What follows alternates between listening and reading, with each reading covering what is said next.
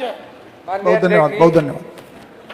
मैं महामहिम राज्यपाल जी के अभिभाषण पे नेता प्रतिपक्ष की राधा मोहन जी क्या कह रहे हैं? संबद्ध करते हुए क्या हो गया? आपका ध्यान, एक सेकंड, वो कह रहे 5:30 हो गया सर, बस तो ये सूचना दे रहे हैं क्या? नहीं बता रहे हैं। मौका दे दीजिए डॉक्टर साहब, बस थोड़ा सा मौका दे। नहीं आप बोलिए एकदम पूरा बोलिए। मैं आपके माध्यम से सरकार का ध्यान आकृष्ट कराना चाहता हूं कुछ बिंदुओं पर। माननीय अध्यक्ष जी, एक कहावत है गांव में कि अंधरा गावे बहिर सुनाए, अंधरा गावे बहिर सुनाए। अभी इसमें जो माननीय सदस्य जी, मुझे मौका दीजिए, जो भी माननीय सदस्य हमारे जीत के आए हैं उनके पास एक ही नारा है, सबका साथ, सबका विकास, सबका विकास। बड़ी अच्छी बात है, जहां भी पढ़ लिया वहीं से शुरू हो गए। लेकिन मेरा अपना मानना है अध्यक्ष जी कि विश्वास टूटा, विश्वास टूटा है उन गरीबों का जिन्होंने बड़ी अपेक्षाएं, बड़ी उम्मीदें की थी सरकार से। विश्वास टूटा है उन बेरोजगार नौजवानों का जिन्होंने अच्छे दिन के सपने देखकर भारतीय जनता पार्टी के लोगों को सरकार में बैठाने का काम किया था। माननीय अध्यक्ष जी, उन नौजवानों का विश्वास टूटा है जो वास्तव में सोचते थे कि मुझे रोजगार मिलेगा। उन महिलाओं का विश्वास टूटा है माननीय अध्यक्ष जी, जिनको उज्ज्वला योजना के अंतर्गत सिलेंडर देने का काम सरकार ने किया था और वादा था। विश्वास टूटा है उन व्यापारियों का, मझोले व्यापारियों का, जिन पे जाने कितने टैक्स लगाए गए और वो व्यापारी कमजोर होते जा रहे हैं सर। माननीय अध्यक्ष जी, विश्वास टूटा है उन प्रधानों का, विश्वास टूटा है नंदी बाबा का, विश्वास टूटा है गाय माता का, जिन्होंने वास्तव में भरोसा किया था अच्छे दिन आएंगे। किसके अच्छे दिन आए माननीय अध्यक्ष जी? किनके अच्छे दिन आए माननीय अध्यक्ष जी? यही भरोसा और विश्वास है, सबका साथ, सबका विकास। आप अपनी बात कर लीजिए, नहीं समय चला जाएगा तो आप बाद में। माननीय अध्यक्ष जी, आपकी कृपा चाहता हूं, नहीं हमारी कम से कम 15-15 मिनट लोग बोलेगा, 2 मिनट दे दीजिए। नहीं, आप तो 5 मिनट बोलेंगे। माननीय अध्यक्ष जी, मैं कहना चाहता हूं कि बड़ा माननीय महामहिम राज्यपाल जी के द्वारा ये जो इतिहास भूगोल की किताब यहाँ पढ़ाई गई, ये उनके भाषण द्वारा उनको बताया गया, उनको गुमराह करके जो पढ़ाया गया। माननीय अध्यक्ष जी, 1,47,00,000 परिवारों को उज्ज्वला योजना के कनेक्शन देने की बात इस किताब में की गई माननीय अध्यक्ष, लेकिन रेट कितने बढ़ा दिए? क्या हमारी सरकार ये नहीं जानती कि गरीबों को हमने सिलेंडर दिया? 149-50 रुपया माननीय अध्यक्ष जी एक बार में बढ़ाने का काम सरकार करती है। वो चाहे केंद्र की सरकार हो चाहे प्रदेश की सरकार हो, हमारी जिम्मेवारी बनती है, हम प्रदेश सरकार के मुखिया सरकार। मैं आपके माध्यम से सरकार से जानना चाहता हूं, क्या दोष था उन महिलाओं का, क्या दोष था उन गरीबों को जिनके ऊपर इतना बड़ा बोझ लाद दिया गया? कभी डीजल के नाम पर, कभी पेट्रोल के नाम पर, कभी गैस के नाम पर और कभी बिजली के बिल के नाम पर। कि देश कहां जा रहा है, ये सोचने की बात है। बहुत से हमारे साथी हैं, कोई कहता है चश्मे का नंबर बदल लो, कोई कहता है ये बदल लो। मैं कहता हूं आप अपने क्षेत्र में जाइए, कौन सी चीज अच्छी हुई? अभी आप हमारे साथी एक बोल रहे थे अध्यक्ष जी, और कह रहे थे बहुत विकास मेरे क्षेत्र में हुआ, और जब उनकी मांग की फहरिस्त आपके माध्यम से सरकार की ओर आई तो माननीय अध्यक्ष जी, मुझे लगता पूरा पन्ना भर जाएगा जितना इन्होंने बोला कि मेरे क्षेत्र में ये काम होना, ये काम होना। माननीय अध्यक्ष जी, अगर बिजली की बात हम करें, आप उनकी चिंता न करिए, अपना बता दीजिए। अध्यक्ष जी, जवाब तो देना पर हमारे भाई हैं, हमारे दोस्त हैं, उनकी बात का उत्तर तो थोड़ा बहुत तो हमको देने की इजाजत दे दीजिए हुजूर। कम से कम अध्यक्ष जी, इसी प्रकार अगर हम देखें कि सरकार ने कहा कि 33/11 KVA के 586 नए उपकेंद्र उत्तर प्रदेश में शुरू करने की बात सरकार ने कही है। अध्यक्ष जी, क्या सरकार ने एक भी अतिरिक्त यूनिट बिजली बनाने का काम किया? 1,33 किलोवाट के कितने सब स्टेशन बनाए गए, उसका उल्लेख माननीय अध्यक्ष जी इसमें नहीं है।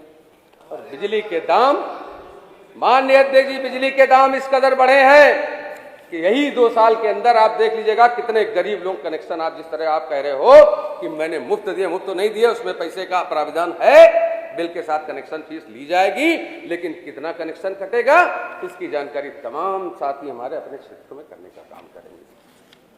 इस प्रकार अगर देखा जाए तो बिजली के क्षेत्र में गांव में अगर किसी गरीब का किसी का केबिल अगर चिटक गया तो बिजली विभाग वाले जाते हैं और जाने कितना जुर्माना लेके हरेसमेंट करने का काम करते हैं। मैं निंदा करने के लिए यहां नहीं खड़ा हुआ हूं, मेरा हक है, जनता ने मुझे जिता के भेजा है। माननीय अध्यक्ष जी, आपके माध्यम से सरकार के बीच में मैं अपनी बात रखने का अधिकारी भी हूं और आपकी कृपा भी चाहता हूं। कोई किसी की निंदा करता है, कोई कहता है परिवारवाद, कोई जातिवाद, कोई धर्मवाद, कोई संप्रदायवाद। माननीय, इससे देश और प्रदेश नहीं चलने वाला। प्रदेश और देश हमारा तब चलेगा जब गरीब के पेट में रोटी जाएगी, नौजवानों को रोजगार मिलेगा, किसानों को उनका सही उचित मूल्य मिलेगा, किसानों की फसलों की सुरक्षा हम करेंगे, हमारी सरकार करेगी। और इसी तरह से देखा जाए माननीय अध्यक्ष जी, तो प्रधानमंत्री किसान सम्मान निधि में प्रदेश में 1,87,00,000 किसानों को सहायता राशि देने की बात इस अभिभाषण में कही गई है। मान्यवर, उन किसानों के बारे में कुछ नहीं कहा गया जो किसान हमारे अभी शेष रह गए। क्या इतने ही किसान हमारे देश में? इन किसानों के बारे में कोई उल्लेख मान्यवर इसमें नहीं है। किसान परेशान है, किसान हैरान है, कमजोर हुआ है किसान, क्योंकि कभी फसल के नाम पर, कभी बाढ़ के नाम पर, कभी ओला के नाम पर, कभी वर्षा के नाम पर और कभी नंदी भगवान के नाम पर उनकी फसलों का जो हाल हो रहा है वो वास्तव में अपनी अपनी पीठ थपथपाने के लिए चाहे जो पहले, लेकिन वास्तविकता यही है कि क्षेत्र में जाकर देखिए किसानों की हालत क्या है। माननीय अध्यक्ष, गन्ने के भुगतान में महामहिम राज्यपाल जी के भाषण में कहा गया 86,700 करोड़ का भुगतान 2000 वर्ष 19-20 में किया गया, लेकिन अभी तक बकाया कितना है इसका भी उल्लेख माननीय अध्यक्ष जी इसमें नहीं है। अगर जल जीवन मिशन की योजना के अंतर्गत हर घर जल की बातें इस बुकलेट में की गई है माननीय अध्यक्ष जी, अगर देखा जाए तो बहुत अच्छी योजना है, क्योंकि गरीबों के लिए पहले लोग गौशाला और पेयजल के लिए व्यवस्था करते थे जिनके पास धन होता था।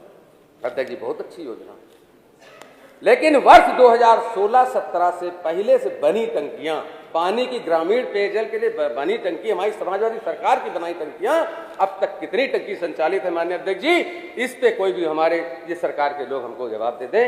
और मैं इनसे पूछना चाहता हूं आपके माध्यम से, कितना पेयजल के प्रति आप गंभीर हैं? कहीं भी किसी भी जनपद का उठा लीजिए, अभी हम किसी जिले को उदाहरण देंगे माननीय अध्यक्ष जी, आप कहोगे एक जिले का नहीं हो सकता, बाराबंकी जनपद कम से कम 40 टंकी बनी तैयार है और 3 साल से समय ज्यादा हो गया, एक भी पानी की टंकी में अभी तक पानी की सप्लाई शुरू नहीं हो पाई माननीय अध्यक्ष जी। ये मैं आपके माध्यम से सरकार से बताना चाहता हूं। प्रदेश में कुल 4,921 गौ आश्रय स्थल का हवाला इसमें दिया गया माननीय अध्यक्ष जी। मैं सरकार से आपके माध्यम से पूछना चाहता हूं, क्या 30 रुपए में एक सांड और एक गाय खाना खा सकती, चारा खा सकती? आत्मा पे हाथ रख के कोई भी विधायक कह दे 30 रुपए में खाना खा सकती, चारा खा सकती माननीय अध्यक्ष जी? हम गायों के साथ पूरी तरह से वो शब्द नहीं कह सकता मैं आपके बीच माननीय अध्यक्ष जी, आपकी भी मर्यादा है, गरिमा है, आपका भी सम्मान।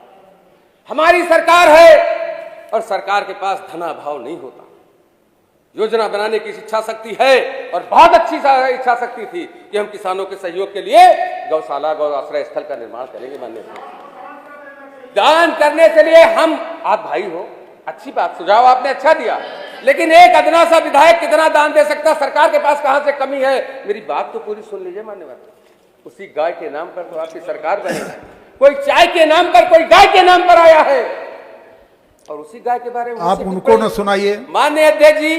अब हम मैं कहना चाहता हूं, गाय हमारी माता है, हम भी हिंदू हैं, और मैं आपके माध्यम से सदन को बताना चाहता हूं मैं शाकाहारी भी हूं, लेकिन क्या 30 रुपए में गाय माता खाना खा सकती है, सांड खाना खा सकते हैं?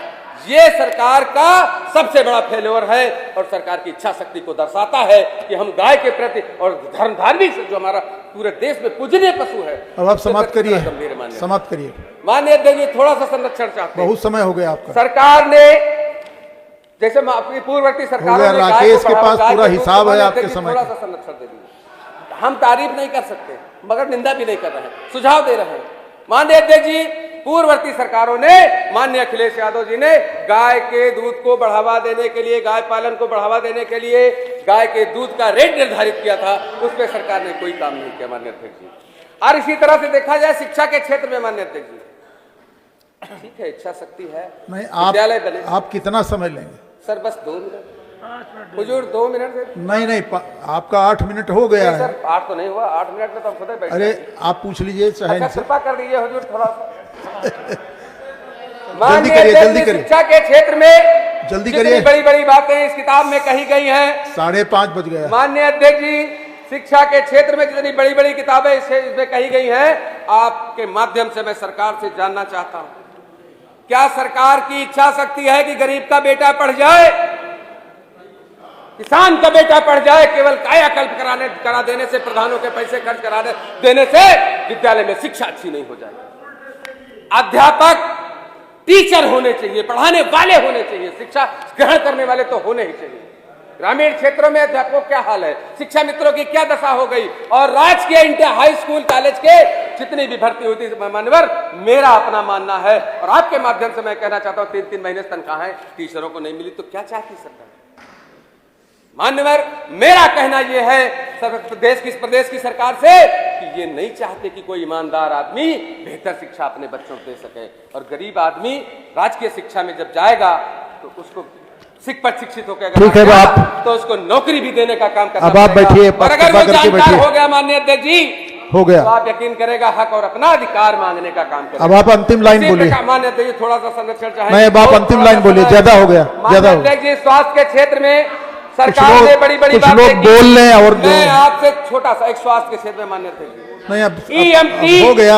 और पायलट जो 102, 108 नंबर के हैं, उनकी तनख्वाह कितने दिन से बाकी? मैं आपके माध्यम से सरकार से ये बात पहले कह चुके हैं। बहुत गंभीर है, सरकार बहुत कुछ चाहती है, लेकिन 102, 108 अब आप बैठिए, आप बैठिए, सरकार के समय में आप बैठिए, उसके ड्राइवर और EMT को कितना तनख्वाह मान्य अध्यक्ष जी, कितनी? अब आप बैठिए, कुछ लोग और इसी प्रकार से मैं तो इतना कहना चाहता हूं, अंत में केवल 2 शब्द कहना चाहता हूं। अंत वाले कह दो देश पहले। की सरकार की आर्थिक नीति के द्वारा आर्थिक मंदी आई है, आर्थिक बेरोजगारी भी है, सामाजिक बेरोजगारी है, और हमारे तमाम नेता कहते हैं परिवार, वो विधानसभा का विषय ही नहीं आर्थिक मैं मंदी। कहता हूं जिनके लोकसभा परिवार का है ही नहीं, वो परिवार को पालना क्या जाने, परिवार को आगे बढ़ाना क्या जाने। मान्य अध्यक्ष, मैं आपके माध्यम से कहना चाहता हूं, किसी व्यक्ति विशेष पर टिप्पणी नहीं होनी चाहिए। आपके माध्यम से संरक्षण चाहता हूं आपका, व्यक्ति विशेष पे टिप्पणी नहीं होनी चाहिए। कोई योग्य है उसको जनता ने योग्य माना है, कोई अयोग्य है उसको जनता ने अयोग्य माना है। हम कौन होते किसी पे टिप्पणी करने वाले? चलिए बैठिए, अखिलेश यादव जी के बारे में मैं इतना जरूर बताना बैठिए। श्री कैलाशनाथ शुक्ला जी हैं,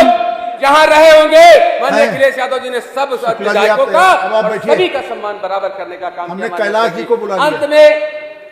अंत तो आप कई बार कर चुके हो, बैठिए। माननीय अध्यक्ष, थोड़ी सी आप अंत पहले कर चुके हो।